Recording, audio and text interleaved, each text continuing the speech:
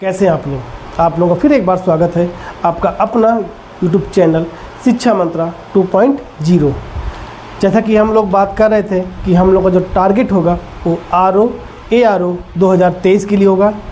इसके लिए हम लोगों ने पहले उसका सिलेबस देखा कि प्री में 2 पेपर होते हैं, एक GS का और दूसरा आपका हिंदी का।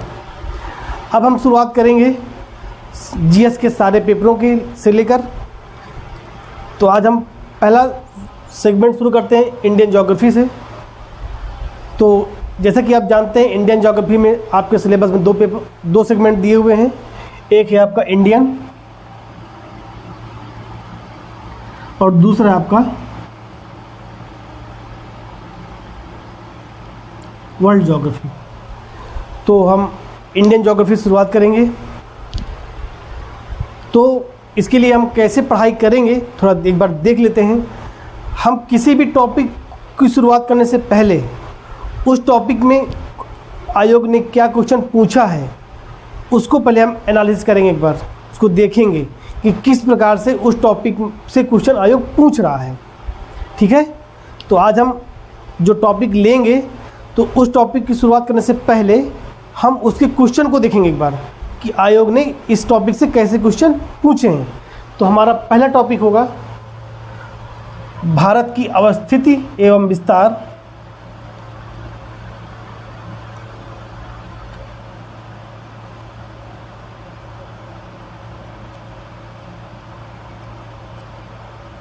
एवं विस्तार,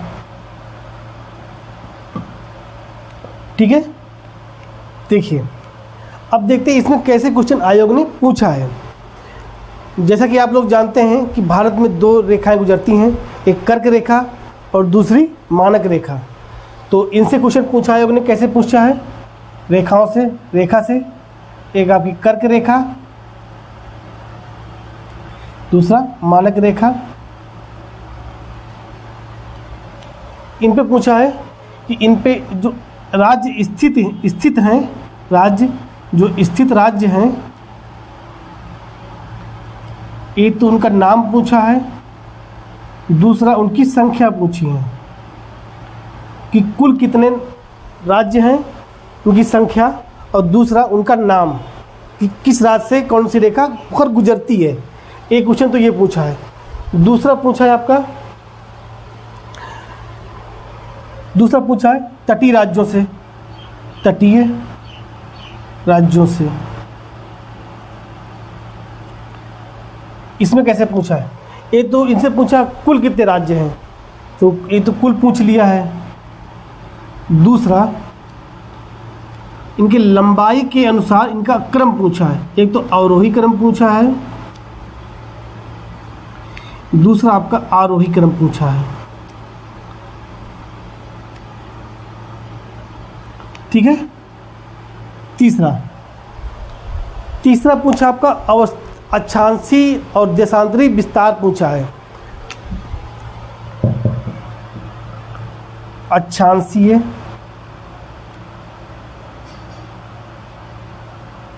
एवं देशांतरीय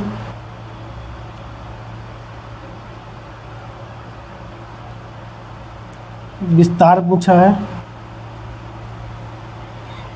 अक्षांशी में आपका 2 चीज़ है।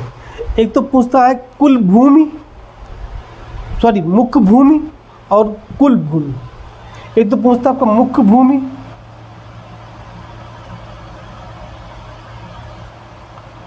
दूसरा पूछता है कुल भूमि।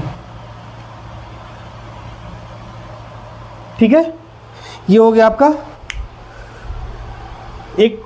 पहला हो गया रेखा हो गई कि कर्क रेखा और मानक रेखा पे कौन कौन से राज्य स्थित हैं, उनके नाम और उनकी संख्या। फिर तटीय राज्यों के बारे में पूछता है कि उनकी संख्या पूछता है, कुल कितने राज्य हैं। दूसरा उनका क्रम पूछता है, अवरोही या आरोही क्रम पूछता है, उनकी लंबाई के अकॉर्डिंग। तीसरा हो गया अक्षांशी और देशांतरी विस्तार कि भारत की अक्षांशी विस्तार उत्तर से दक्षिण कितना है, अक्षांशी और देशांतरी पूरब से पश्चिम। ठीक है, ये पूछ लिया आपसे। ये यहाँ कुल के संपूर्ण भूमि। चौथा हो गया आपका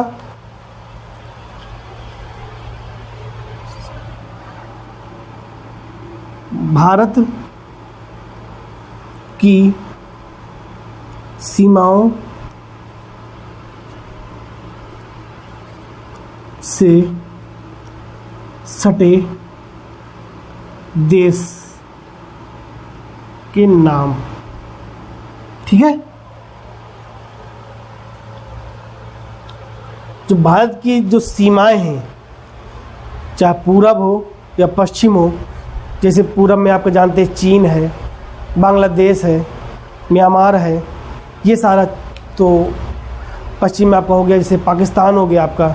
तो इनकी सीमाओं जो सटे राज्य हैं, पाकिस्तान से कौन कौन से राज्य सटे हैं, चीन से कौन से राज्य सटे हुए हैं, या म्यांमार से कौन से भारत के राज्य सटे हुए हैं, उनके नाम पहला। तो दूसरा पूछता है इसमें कि उनका क्रम पूछता है कि सबसे ज़्यादा सटे किस राज्य में हैं, फिर उससे कम, फिर उससे कम, ऐसे क्षेत्रफल के अकॉर्डिंग समझ लें कि उनके क्रम पूछता, आरोही क्रम या अवरोही क्रम। क्षेत्रफल के अनुसार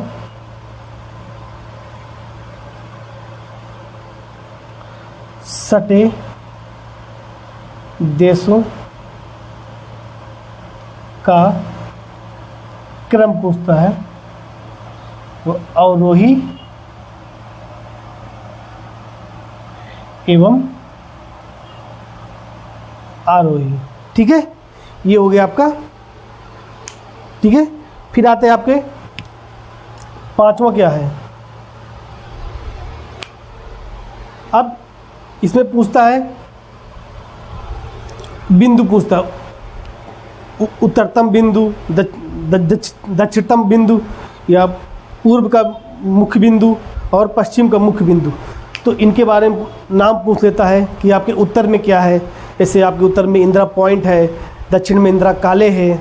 ठीक है, तो सॉरी, उत्तर में आपका इंदिरा काले है, दक्षिण में आपका इंदिरा पॉइंट है, और पूर्व में आपका कीबुदु है, और पश्चिम में आपका गौर माता है। तो इनके नाम पूछता है।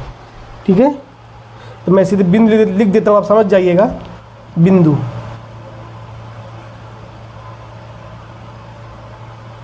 पूर्वोत्तर, पश्चिमोत्तर,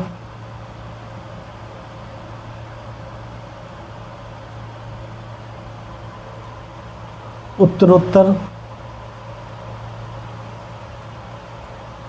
एवं दक्षिणोत्तर बिंदु।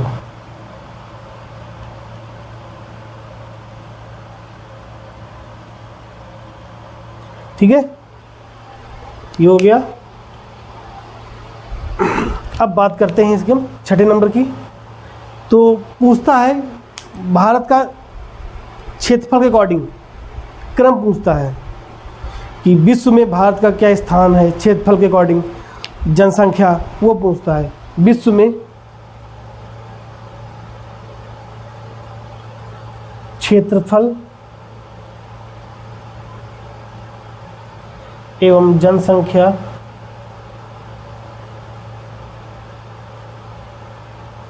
के अनुसार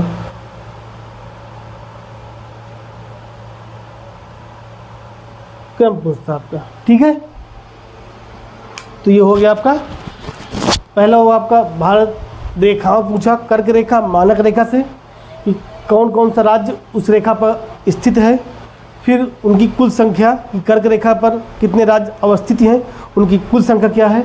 फिर पूछा तटीय राज्यों के बारे में पूछा, फिर अक्षांशीय और देशांतरी विस्तार पूछा भारत का कि एक तो मुख्य अक्षांशीय में मुख्य भूमि और संपूर्ण भूमि को लेकर पूछा।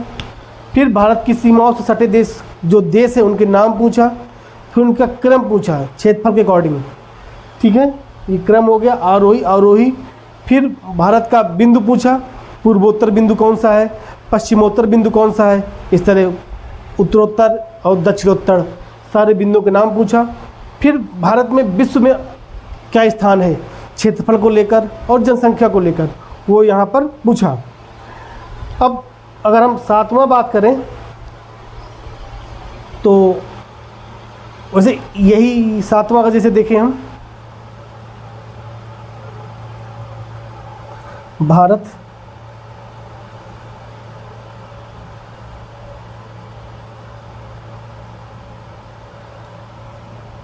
का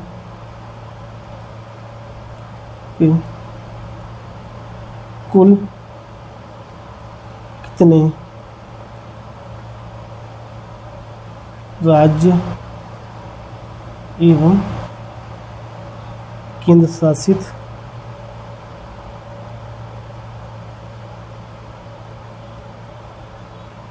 प्रदेश, इनके नाम पूछा और उनकी राजधानियाँ पूछी।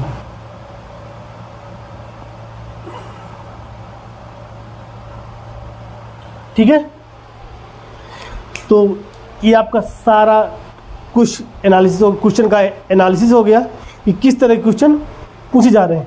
तो यहाँ हम देख रहे हैं फैक्ट वाइज क्वेश्चन पूछ रहा है। जो टॉपिक है आपका भारत का अवस्थिति एवं विस्तार, ये आपका टॉपिक है। इससे आपके देखें कि किस तरह क्वेश्चन पूछे जाते हैं आयोग में। तो हमने देखा कि फैक्ट वाइज कि कर्क रेखा मानक रेखा पर कौन से राज्य स्थित हैं, फिर तटीय राज्य कौन कौन से हैं हमारे, उनके नाम, उनकी लंबाई के अकॉर्डिंग क्षेत्र क्रम पूछा। तीसरा अक्षांशीय और देशांतरिक विस्तार पूछा। फिर भारत की सीमाओं सटे देशों के नाम पूछा। फिर आपका बिंदु पूछा, विश्व में भारत की स्थान क्या है क्षेत्रफल और जनसंख्या के अनुसार। फिर भारत के कुल कितने राज्य हैं और केंद्र शासित प्रदेश हैं, उनके नाम और उनकी राजधानियाँ। तो ये हमने देखा पिछले वर्ष का क्वेश्चन, कैसे क्वेश्चन आयोग ने पूछे हैं। अब हम शुरुआत करेंगे कल इन्हीं क्वेश्चन के अकॉर्डिंग हम अपनी पढ़ाई की शुरुआत करेंगे। और हम पहला शुरू करेंगे भारत की अवस्थिति एवं विस्तार। तो आप लोग इसका प्रिंट शॉट ले लीजिए, ठीक है। यकीन मानिए ये आपके बहुत काम आने वाली चीज़ है। इसको आप एक बार खुद से आप एक बार देखिएगा। अगर आपको यकीन ना हो तो आप लोग पुराना पेपर लीजिए या घटना चक्र से उठाइए, देखिए कि कैसे क्वेश्चन पूछ रहा है। आपको यही बिंदु मिलेंगे, इससे बाहर आप कुछ नहीं पाएंगे कि इस टॉपिक से इसके बाहर कुछ पूछा गया है। तो आप विश्वास मानिए और इसी की पढ़ाई करिए, और मैं भी आपको इसी टॉपिक के अकॉर्डिंग पढ़ाई शुरू करूँगा। तो कल से हम इस टॉपिक से पढ़ाई शुरुआत करेंगे अपनी। तो आज ये हमारा पेपर का एनालिसिस हो गया। कल फिर मिलते हैं हम, तब तक के लिए धन्यवाद, शुक्रिया। और हाँ, एक बात और कि आप चैनल को सब्सक्राइब जरूर करिए प्लीज़, अपने दोस्तों को भी बताइए, और ताकि ज़्यादा से ज़्यादा लोग इस चैनल को शेयर करिए और इसका लाभ उठाइए।